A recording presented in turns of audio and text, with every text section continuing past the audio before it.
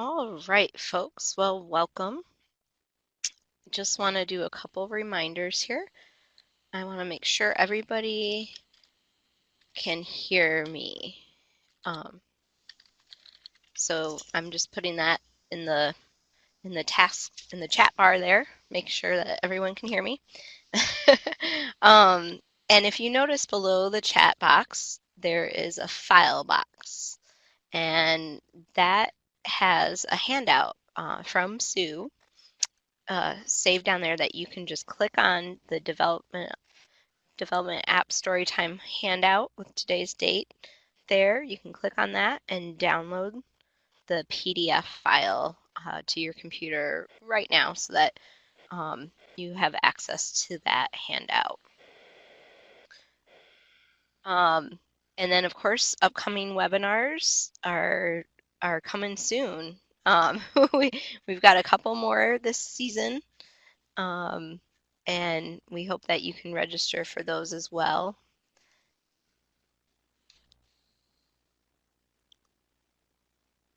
Our next one is September 7th, working with early childhood educators and volunteers in early literacy learning. And then November 28th, we'll have Sue back for our Every Child Ready to Read in Michigan wrap-up webinar to kind of go over a lot of what we've discussed and learned over the last 2 years with this program. So Sue, are you there? Yes, I am. All Thank right. you. Well, welcome, and we can go ahead and get started. Okay, great. Thank you, Kathy. And hello, everyone. I know we have a small group today, but maybe some people will listen to this at another time since it's being recorded.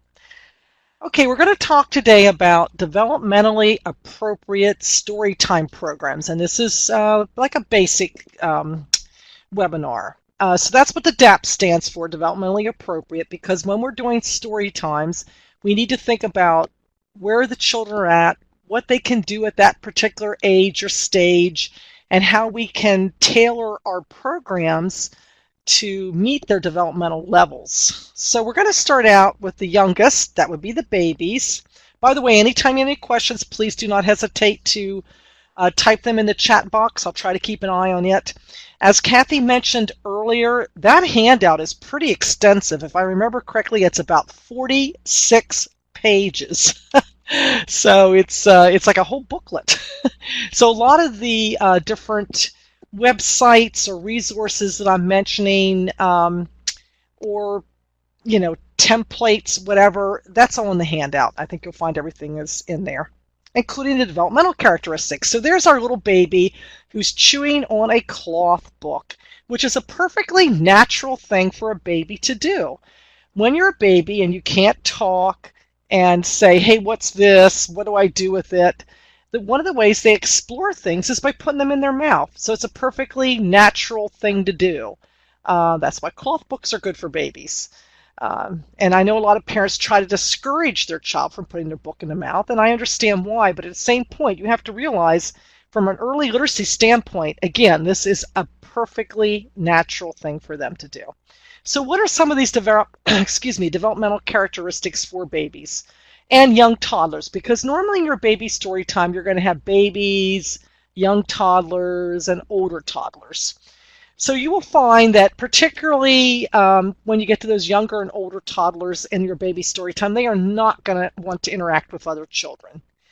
If you put down a couple chubby crayons and say, you two can share these crayons, that's not going to happen. You'll probably have tears going on. They don't like to share. They enjoy doing the simple hand, feet, finger, and lap rhymes that the adults are going to do with them. And you should repeat these songs and rhymes often. That repetition is good, particularly for babies. When they can first start to speak, they're going to be able to name basic body parts, common animal names. But that's going to be a while, of course, because they're not going to start speaking right away. They have a very limited attention span. But one thing that they enjoy an awful lot is music. They like to dance and sway or march to music. So really, when we look at baby story times, this is the one story time that the books are not maybe the most important thing. What we're going to use mostly are rhymes, like the Mother Goose rhymes, the bounce rhymes, the lift rhymes, the tickle touch rhymes, the hand feet rhymes, and then songs, lots of music. Very important for this particular one. Baby story times really are not like any other story time you will ever do. They are not watered down toddler programs. They are not watered down preschool programs. They're just a beast of their own, completely different. What to expect? Well, you'll find a lot of squirming and crawling and crying children. It can be a little bit unnerving when you're trying to do something. It seems like none of the babies are even looking at you.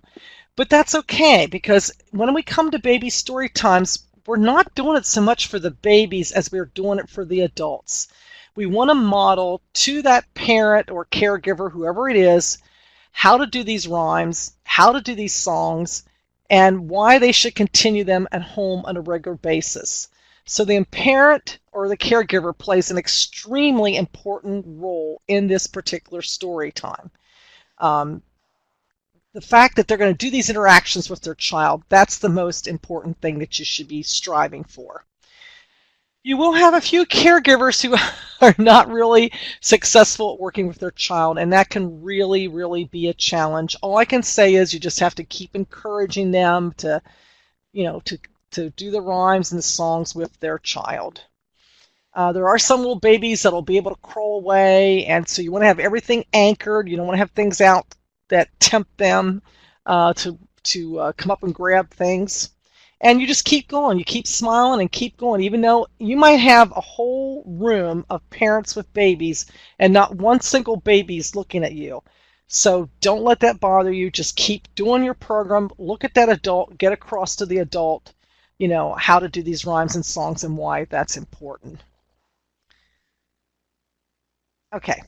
So here's a little tip sheet. Again, the program is really basically more for the parent. The age and size of the group, totally up to you. Some people don't want to take babies until they're at least 12 months old. Some start at 6 months. Again, it's kind of dependent on you. The upper range, again, it kind of depends what other story times you're doing. Are you having a 2- and 3-year-old story time? Are you, what are your other programs look like? And then you can decide, what ages.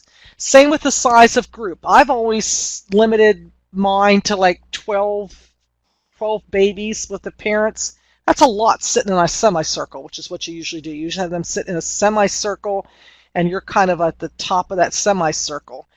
If you get a lot more, then can the baby see over the other adults? If you have risers, some libraries have in their story time room, they have risers so that people can be at different levels, then you can take more. Again, it kind of depends on your situation, your library, etc. I don't necessarily encourage that you have themes for babies. They're not going to understand themes anyhow. You're sharing a lot of rhymes and songs, and a lot of times these rhymes won't necessarily lend themselves that easily to a theme. A theme's just not important for baby story times. Repeat. Again, that repetition is important. You can have some crib notes if you want near you so that you can remember the order that you're doing your rhymes and songs. That's fine. A lot of people will have a child of their own to demonstrate on. Most often will be, some people use teddy bears. I kind of prefer a doll that has some actual fingers, which is not that easy to find, believe it or not, because that way I can demo the finger rhymes too. And I think it's very important that you keep the program short. Again, it's too lengthy. They're going to be crying, squirming. It's going to be too hard. Now, what a lot of people will do is at the end of their baby story time, they will have maybe a little bit of playtime, which is a good time for the parents or caregivers to interact with each other. So that can be part of the actual storytime program. And then providing a take-home sheet. Again, you can do that week by week. I know of some library systems that will do a whole booklet.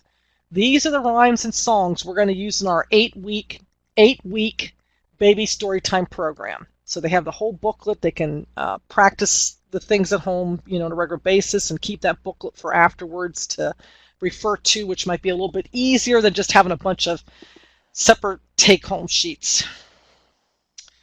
Okay, this is just a little template. Again, once you start doing baby story times, or those of you who already do them might have a different way you do them, but this is just a suggested one, having some kind of opener, which I would recommend being a song because babies like music so much. I share a simple board book. Some people will buy multiple copies of a board book and have the parent hold the board book that you're reading, and they'll have it in front of their child so they can follow along at the same time. You don't have to do that, but that's just another option. But a simple board book followed by 3 or 4 of these bouncing, lift, and tickle touch rhymes. A song, another book, 3 or 4 more rhymes, a song, or a closer. And then if you have any little share time, little educational toys, puzzles, whatever, that's good. Now, you might find that this is a little bit long for your particular group. So what you do is just cut out a little bit. Maybe only do 3 rhymes, or just do 2 rhymes after each book. Whatever. But this is kind of a template that you can follow if you want. There are numerous resources. I know a lot of times people don't look so much at the book resources like they used to. The people are more into the websites, which is fine. But I just want to mention a couple books. Some of these are real old, but they're still very worthwhile to look at, and they're still in print, or they're still what I would say readily available. Jane Marino actually wrote the very first book that ever came out on baby story times. It was not this one. It was called Mother Goose Time. And then this was her little sequel, Babies in the Library. So she's the first one who published a book on the subject. Linda Ernst has done numerous books now on baby. She calls hers lap sits. And again, she has several books. Probably some of them are in your library collections. This is the last one she published, called The Essential Lap Sit Guide. Our friends up north, Kathy and Christine, have one called Baby Storytime Magic, Early Literacy Through Bounces, Rhymes, Tickles, and More. They have done several books.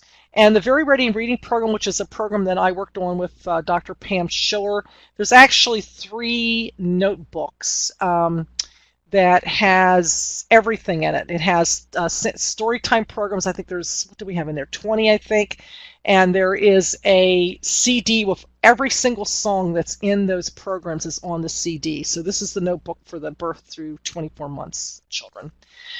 Betsy Diamond Cohen, which is a good friend, I think, of Kathy, Kathy Lancaster, does a wonderful program. She speaks a lot around the U.S. You might have been able to see her. If you ever have a chance, I would recommend it. She has a notebook that's great, just filled with rhymes and songs and patterns and activities, and she really, really does a lively presentation if you ever have a chance to catch her. Okay, a couple of the websites. Again, the URLs are in your handout. Jaybrary is just something that you should be aware of. They just have a lot. There are 2 librarians that just have a wealth of stuff on their website. And there is a section just completely on baby story times, and it's a good beginner's guide. You can get different resource books for rhymes. These are 3 that are still in print. One by David McPhail, one illustrated by Rosemary Wells, collected by Iona Opie, and then Jane Yolen, illustrated by Will Hillenbrand, This Little Piggy. That one has a CD in the back, but these are kind of like classic rhyme books. But there's lots more out there. There's just a couple I'm showing you. And of course, there are also sites. Storytime Katie has, and I'm realizing now I don't have the URL there, but again, it is in the handout. Storytime Katie has a whole section of rhymes for babies on her website, which will be real easy to go to. And Pierce County Library has what they call, it's like a little booklet that's online called Wiggles, Tickles, and Rhymes. Excuse me. And it has bounces and tickles and little simple finger rhymes and movement games, etc. Okay, we said music is really, really important. I really like to see people do more of what I call live voice singing, where you're singing, with your voice. Even if you sing out of tune, it doesn't matter. But if you do want to use some recorded music, particularly maybe at the beginning as an opener or or at the end as a closer, or while they're having their little free time and playing with little toys and puzzles and things while the parents are interacting. These are some that are specifically good for babies. There's 3 by Kimbo. One's called Baby Face, Baby Games, and Diaper Gym. And then the We Sing series, if you're familiar with them, they have that nice We Sing for babies. Again, these are older, but they're all still very much available. And they're just classics. They're just, they're perfect for babies. So, why reinvent the wheel? Okay, some other things we can do with babies. There are some musical instruments that are specifically made for babies, little rattles, little shakers that are made for babies' hands. One company that comes to mind, and I don't think I have this in my handout, but it's called West, W-E-S-T, like the direction. I think it's called West Music Company. You could do a Google search on that, but there are other ones. If you just do baby musical instruments, I'm sure you'll find some more. The parents having scarves and doing the peekaboos with baby is nice. Bubbles, babies can be fascinated by that. Very soft blocks that they might want to play with, and other simple educational toys. And then chunky crayons. Those are those big fat crayons. By ages 9 to 12 months, they'll grab them. They won't hold them between their fingers, but they'll grab them like in the palm of their hand and use them.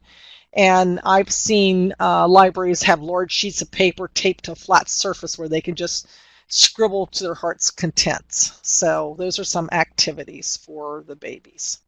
Okay, just a second here. We're going to take just a little tiny little break. And if anyone has anything else that they want to add to baby story times or any questions, I'm just going to pause, not long, 15 or 20 seconds here to give you a little bit of time. We'll see if anybody types anything in, if you have anything you want to add or any questions. We're going to also talk about story times for 2 and 3s, and then story times for the 4s and 5s or the preschoolers if you have one preschool story time. So I'm just going to wait another couple seconds and see if we have any input coming or any questions. Sue, I was just going to suggest that school discount supply often has those chunky crayons. That's a good resource to buy those. That is. Yes, thank you for mentioning that. Yes, discount school supply is wonderful for that.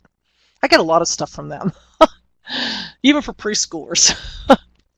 Okay, I'm not seeing anything coming up, so I guess we'll move on. Storytime programs for 2s and 3s. Let's look at the developmental characteristics of this little group of kids next. Very active. Well, some of them, I have to admit, some kids will just sit there and do nothing, like little bumps in a log.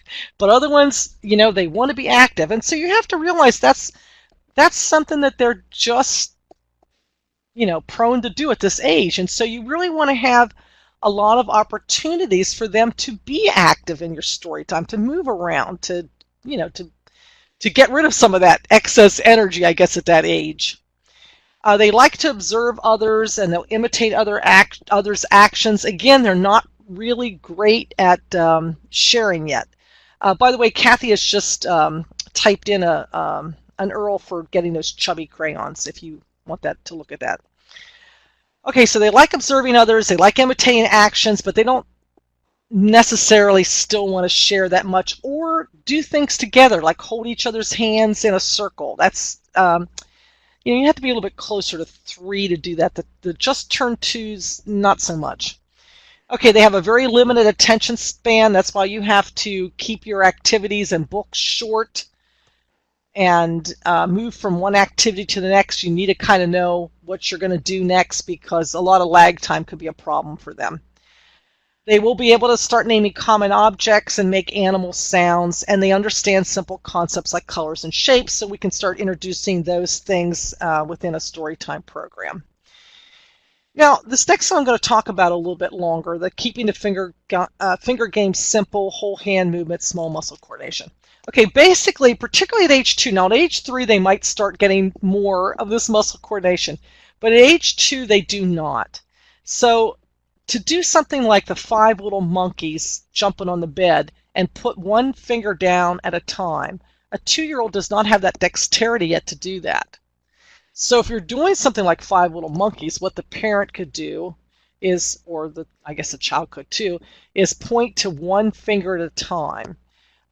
So it's really better to use what I call whole hand motions, things like open your hands, close your hands, give a great big clap, open your hands, close your hands, lay them in your lap, creep them, creep them, creep them right up to your chin, then open up your little mouth, but do not let them in.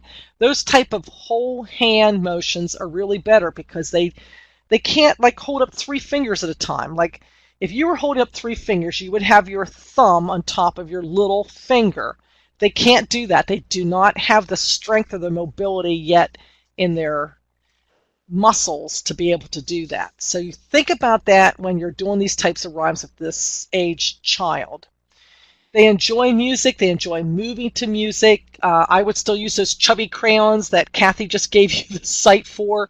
They love to play with Play-Doh, build with large blocks. You can have like those big Duplo blocks, whatever.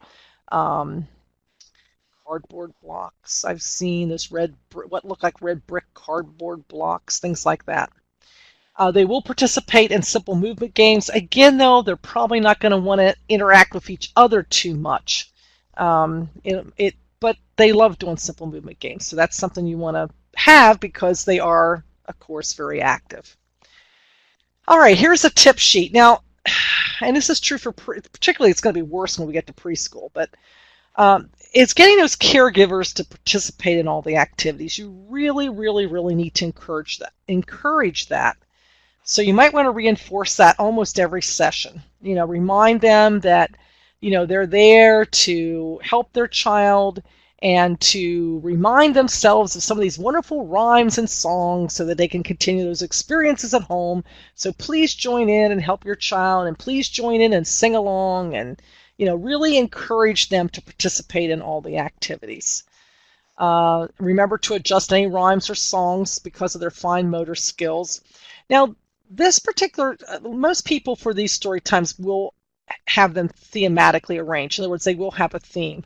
And that's fine. You don't have to have a theme. I think sometimes themes are good, though, because kids start understanding how all of that fits together, and there's a certain amount of learning skill that's going on when they recognize those themes. But don't ever get so wrapped up in your theme that you use either a book or a rhyme or a song that's kind of inappropriate for that age level just to fit in with the theme. That's not a good idea. So we want to use short, age-appropriate activities and kind of move quickly from one to another simply because of their limited attention span. I really believe in repetition for this group also. Actually, repetition is good for all three groups because, it helps, they can start memorizing, they can join in better. If they're joining in, they're using narrative skills, which is important. So repeating activities is great. And again, I would have some kind of take-home sheet. I've heard different people say that sometimes they don't pick up the take-home sheets. I usually try to encourage them. I'd say, we're going to do some of these things again next week at the beginning before we move into our theme for next week. So make sure you practice them at home.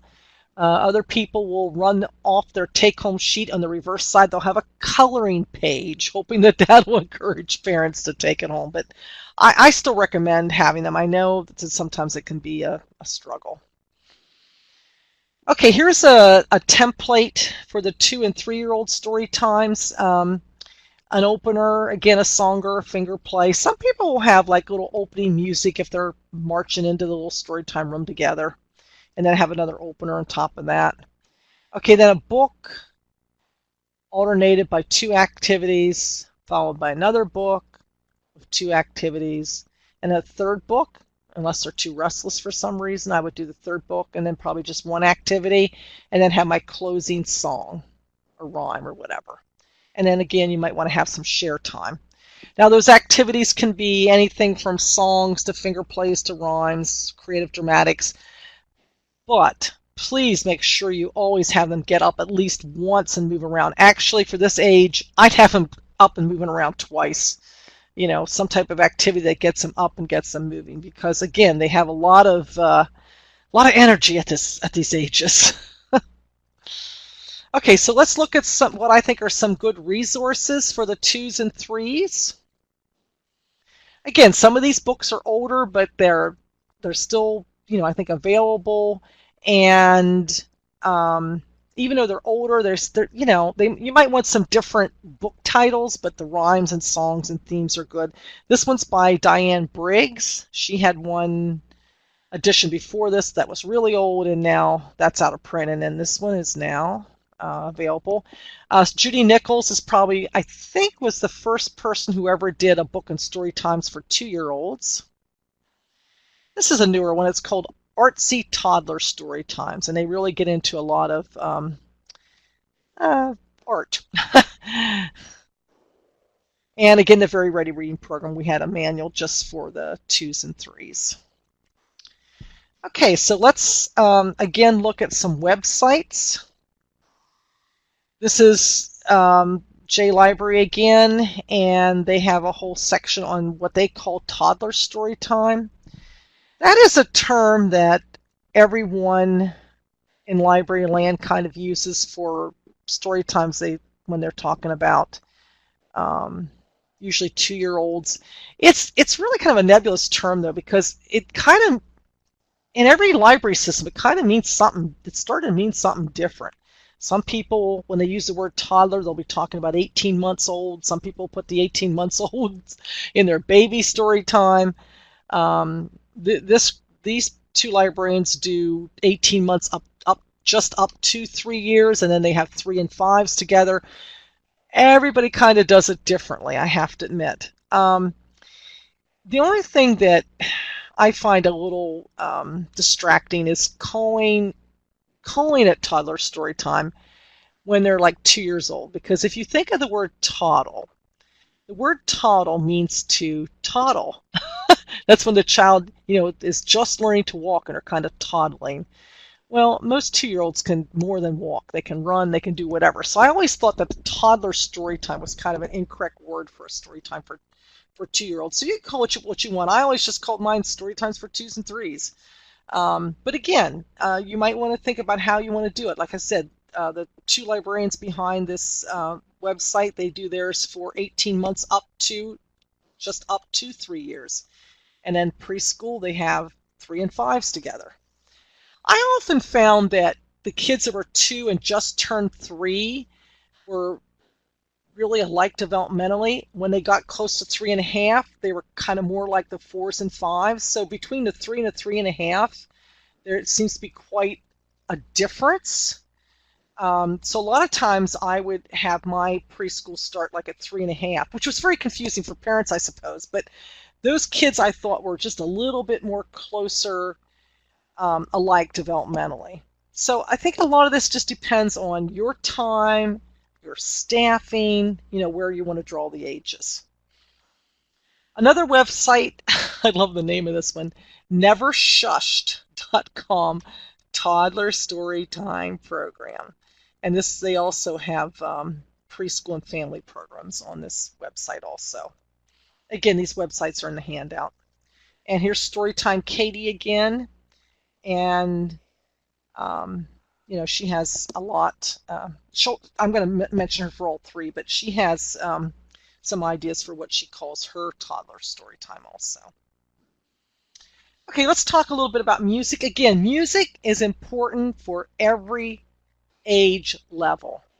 Those of you who attended the Every Child Ready to Read training know that music helps with phonological skills because there is a different musical note for every syllable in a word, so that when we're singing a song, it's breaking words apart into syllables.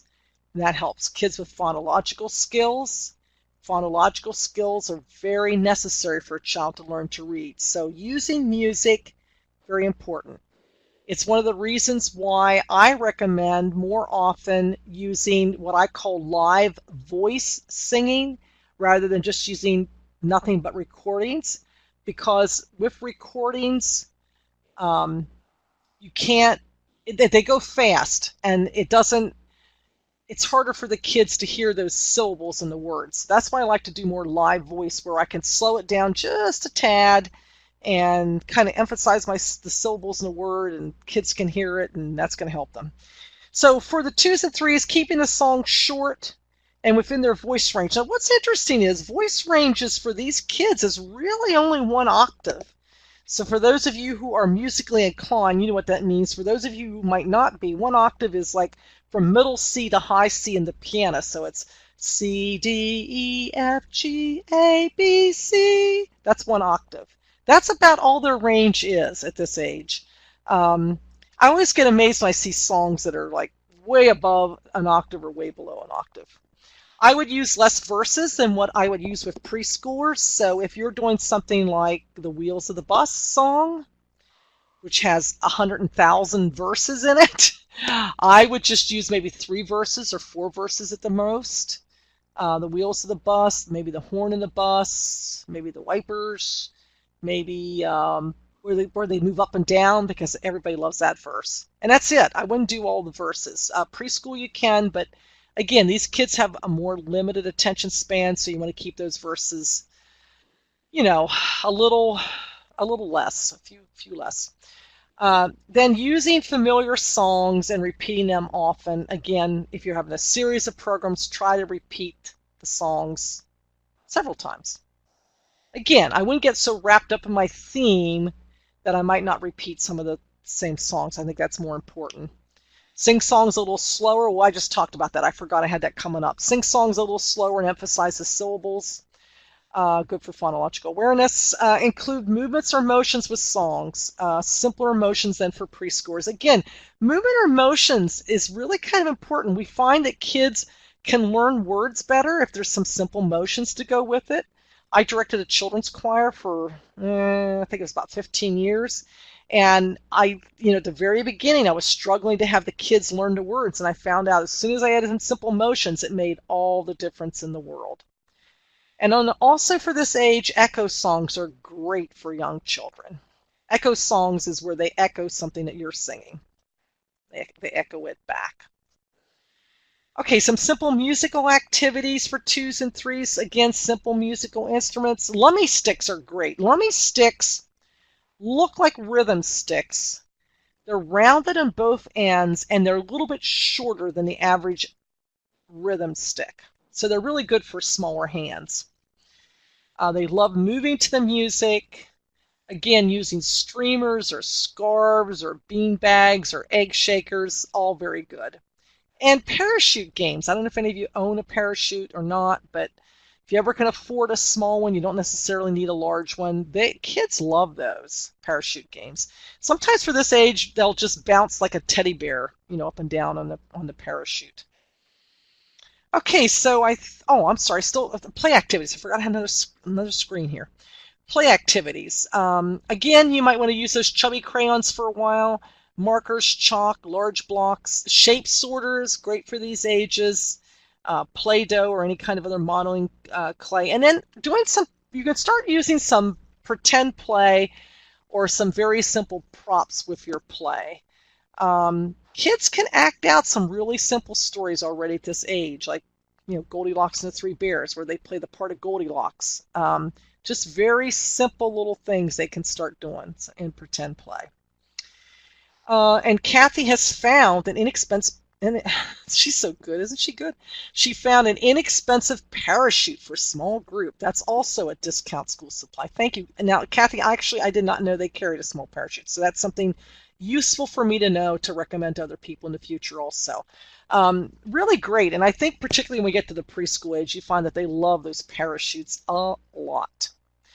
Okay, I think that's the end of my 2 and 3 section. Oh no, it's still not the end. My gosh. Okay, one more slide. Oh, I keep saying that, one more slide. I think this is the last one. Sample art experiences for 2s and 3s. $17.99 for a 6-foot diameter. Wow, that's a lot cheaper than I knew. She's talking about the parachute. $17.99 for a 6-foot diameter. That's great.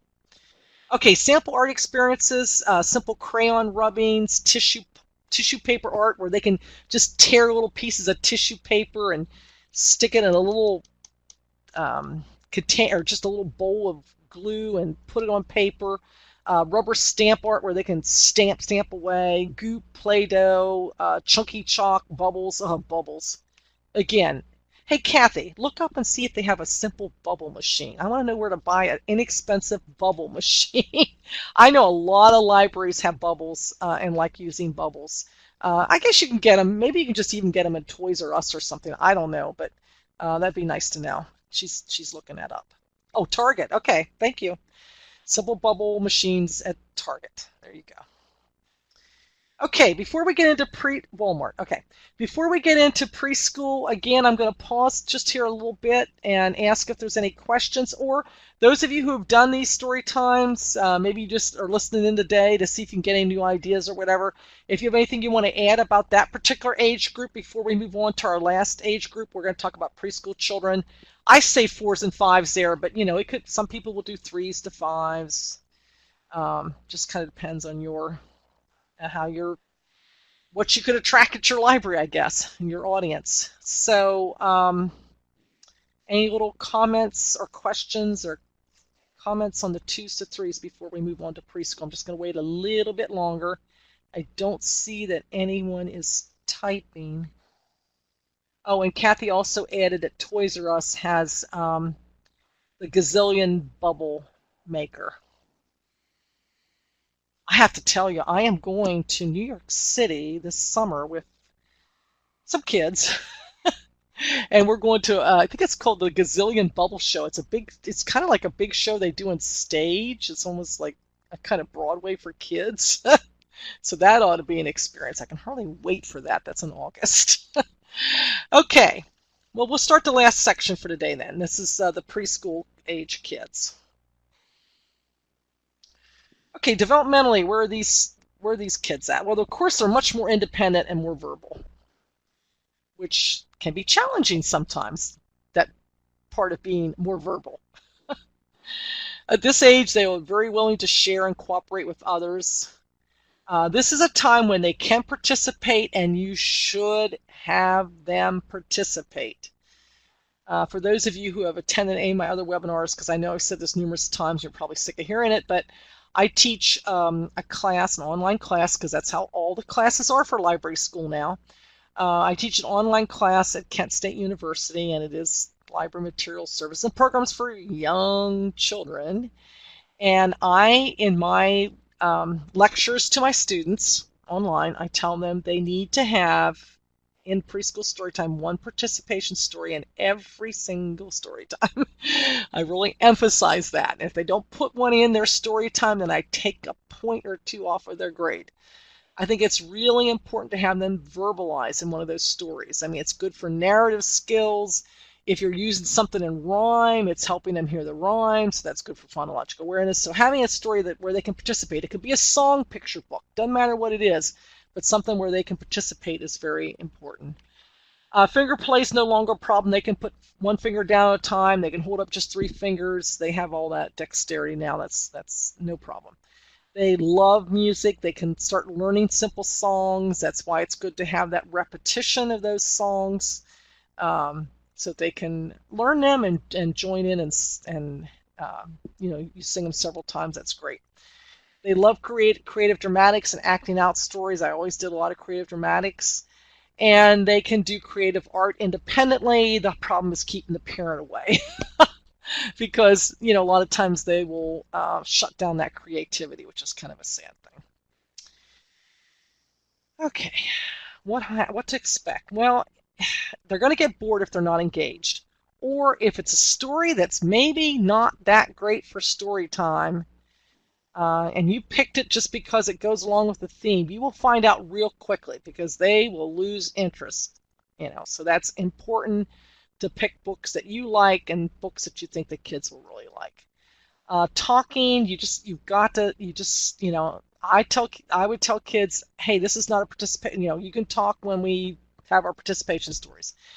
Now, the last thing there is going to be your biggest problem.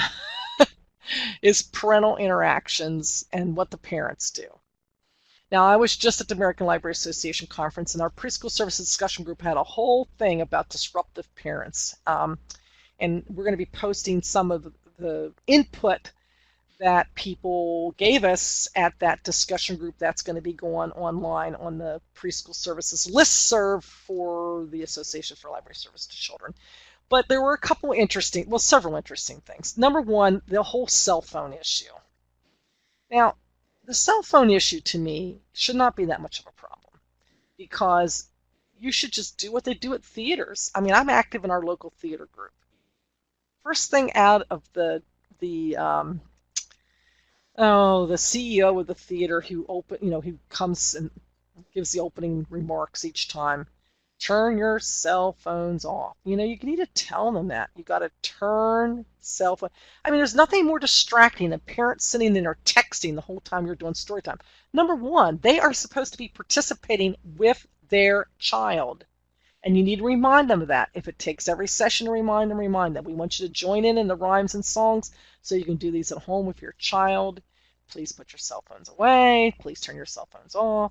I know of one library where literally, I don't know. I don't know if I could do this, but I'm just telling you what one library did. They had like a container thing that when the people came in, the first thing they had to do was drop their cell phones in there, and then they retrieved them out later. I'm not sure that I would do that, but I'm just telling you what some libraries did. And one of the things I heard at this American Library Association conference, which I found very interesting, because I have to be honest, I never did this before. They had a bouncer. What system was that? Some state out west. I can't remember what. It's in my notes, but I can't remember where. They have a bouncer because one of the problems a lot of people have are people who come late to preschool story time. You're right in the middle of a story. Everybody's listening, and in runs some kids, screaming, and the parents, and, total disruption. Literally, they had a bouncer so they did a couple of the same things at the beginning of each story time. They were kind of things where they were moving around, and it didn't matter if the people were a couple minutes late, okay? But then when that certain time came, when people were allowed to be in the room, they literally had a staff member who closed the door and stood by the door so that if someone tried to open it to come in after that 5 minutes in or whatever that magic time was, they told them in a nice voice, "I'm sorry, but this story time is," in a soft voice, "I'm sorry, but this story time has already started. Please come back next week. But once story time starts, we can't have the, disruption." I don't know what words they use, but anyhow, they literally had a bouncer at the door.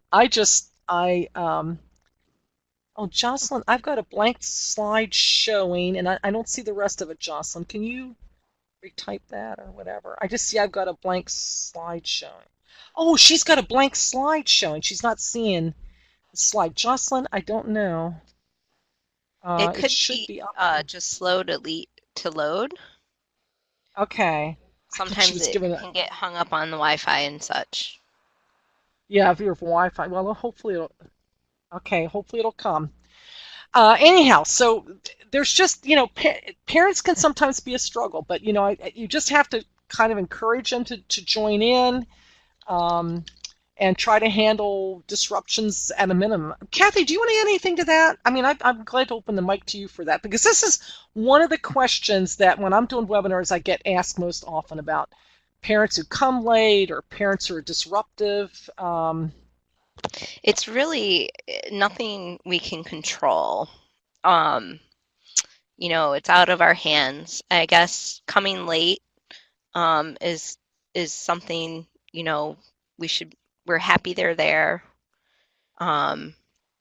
Maybe a reminder at the end, like, "Oh, you missed this first part. We start at 10. Hope to see you back next week." Just gentle nudging. Yeah, gentle nudging's good. Yeah. And then I've struggled with the distracted parents many times, and mostly it's a matter of like getting them involved, like, "Hey parents, come sing this song with us," and kind of reminding them that they're there to participate as well. Right. I think that's good. One of the last libraries I worked at, where I was head of the children's department, I had observed my other librarians giving or doing story times, and and she's actually head of the department now since I left, and I just loved it. There was a time when the parents were sitting in the back of the room. First of all, I don't let them sit in the back of the room. In other words, I like them to sit right with their kids. Now, some people don't like that. They think the kids act up more when the parents are sitting there. Okay, whatever. But anyhow, the parents were sitting in the back of the room, and they just started jibber jabbering. And she stopped right in the middle of the story and said something like, I don't know how she did it in a nice way. It was not offensive. She said something like, "This is not a participation story, but yet I hear some voices. Mommies, are you listening also?" Or whatever. I think it was all mothers in the room at that time. But, so sometimes you just have to kind of do things like that in a nice way. Okay, here's the next slide. Hopefully Jocelyn can see it. Preschool story time tip sheet. Again, we talked about that enough, having the caregivers participate. Okay, using various methods of storytelling kind of leads into the next one. I really, as I said, I feel very strongly you use at least one participation story. I also, and again, this is my thing because I think people, some people are different. Some people are more visual learners. I like to use at least one visual story. That could be a flannel board story, a magnetic board story. It could be a prop. It could be a tell and draw story. It could be using a puppet. But having something visual each week was something I always strive for. One participation story, one visual, and then I'd have one longer story, which I always used first. Use the longer story first, then I usually did my participation second, and then my visual last, or vice versa. Definitely have at least one stretch where they can get up and move around. Don't forget to use, okay, good, Jocelyn, I'm glad you can see it. Don't forget to use some of the classics, like Cats for Sale, whatever. Sometimes we forget these older books. I think they're still incredible stories, and I think it's good for the kids to know some of these classic stories. So don't forget those. Also, folk tales. You will hear your kindergarten teachers complaining royally about how kids come to school that do not have nursery rhyme knowledge, which is not good for phonological awareness, and they don't know the folk tales. So don't forget to use some of the folk tales. I feel very strongly for using art, use open-ended art, and you know what? That's come up later, so we'll talk about that later. I repeat activities, repeat songs from week to week or whatever, and again, have that take-home sheet. Here's a little template again. I usually have an opener, a book, 2 activities, book 2 activities, book 2 activities, closer. Optional art, or science, or math. I should have put that there because with STEM, it doesn't matter what that little activity is at the end. It could be a little science experiment, or it could be a little math thing, or it could be blocks, or it could be art. It can be almost any little closer, optional thing in there at the end. Okay, some of the resources. Again, I'm going to give you a couple books first. I don't think anyone looks at books anymore, but Ready to Go Storytimes. This has finger play, scripts, patterns. There's still some stuff from that book that I used today. Here's Diane Briggs again, 35 Storytimes Kids Will Love. Excuse me, I have trouble moving there. Rob Reed, Storytime Slam, 15 lesson plans. He actually has this for preschool and primary story programs. This one's definitely newer. This is Saroj Goteen. A lot of you might have heard of her. She's done a lot of books and things.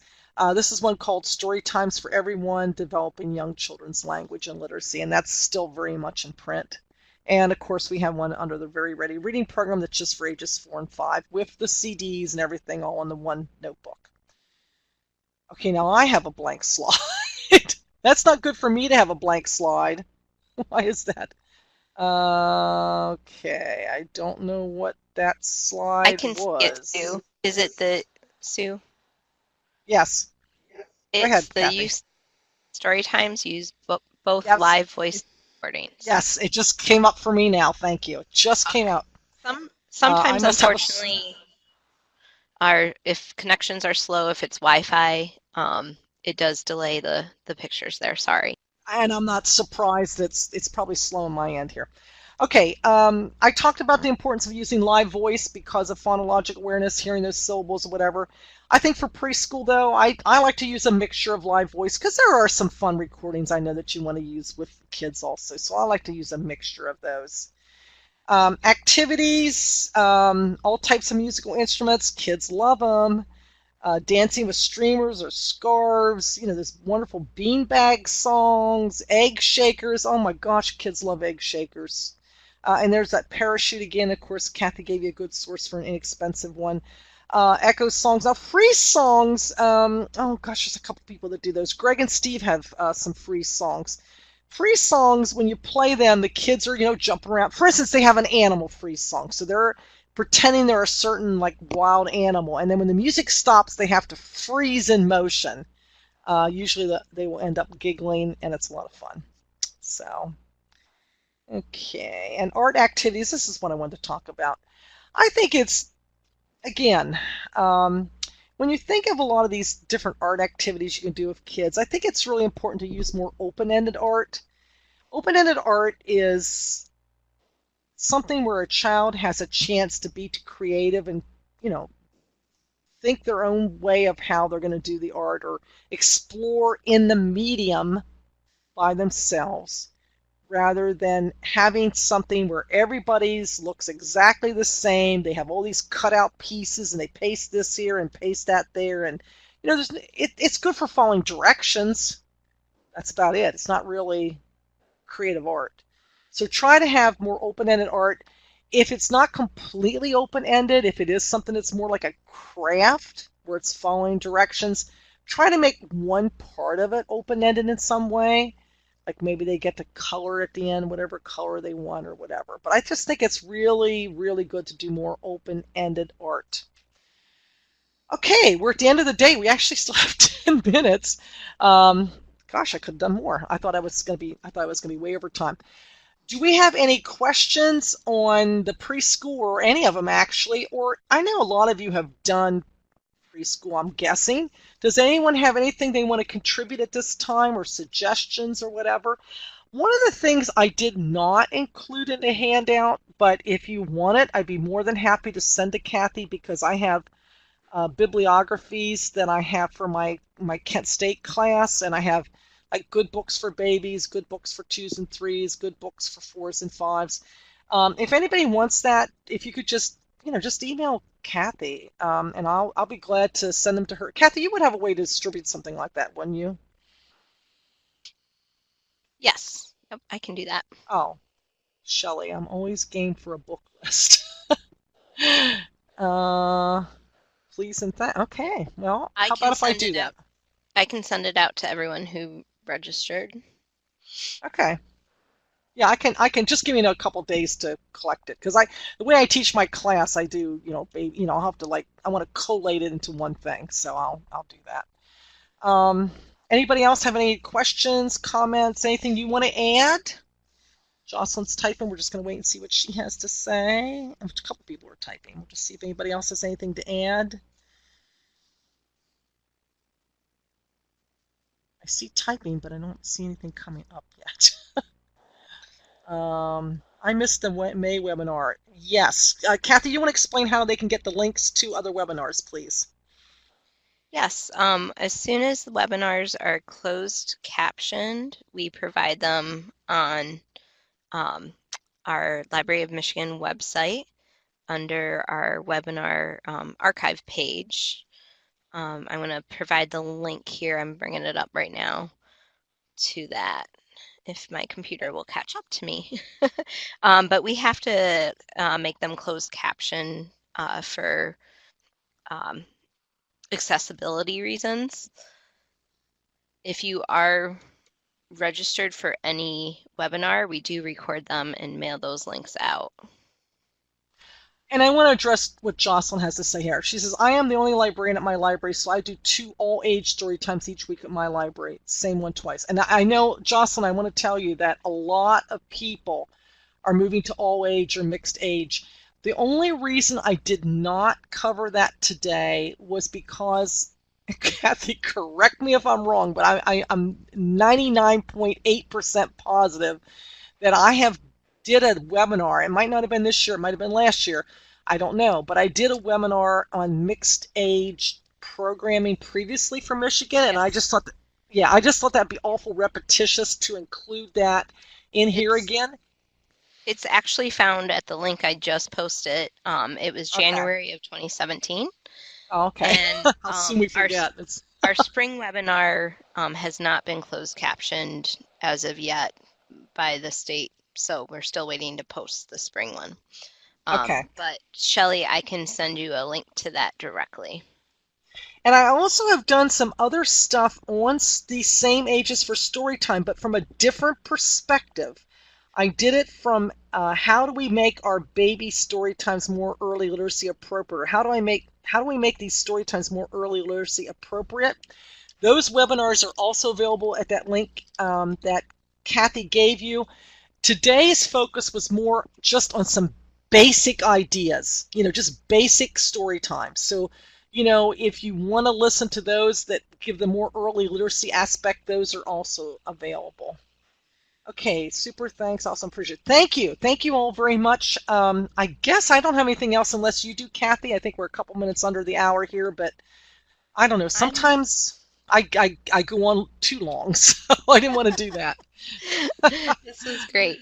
Well, if we don't have any more questions, I think we can call it a day. Um, Okay. we don't forget, to register for those upcoming webinars if you haven't yet. Our website's michigan.gov/Library of Michigan. And then you just need to go under the For Libraries tab. You'll find Youth Services page there and look at the Every Child Ready to Read section. And Kathy, by next Monday, if I don't give you those bibs, would you set a fire under me? I just wrote myself a note, but I Good. hope I don't lose track of it. So just, I'll look at this later and I'll think, bibs? What did that mean? So, I will find you, Sue. yeah, set a fire under me and say, Sue, where is this? But Yeah. give me till Monday because I have to be honest. I have an out-of-state friend coming in later this week, and I have a feeling we're going to play for a couple days. So if you don't mind, give me till Monday, and I'll try to get that for you. All right. Well, Sounds thank you all good. very much. Thank you. Thank you.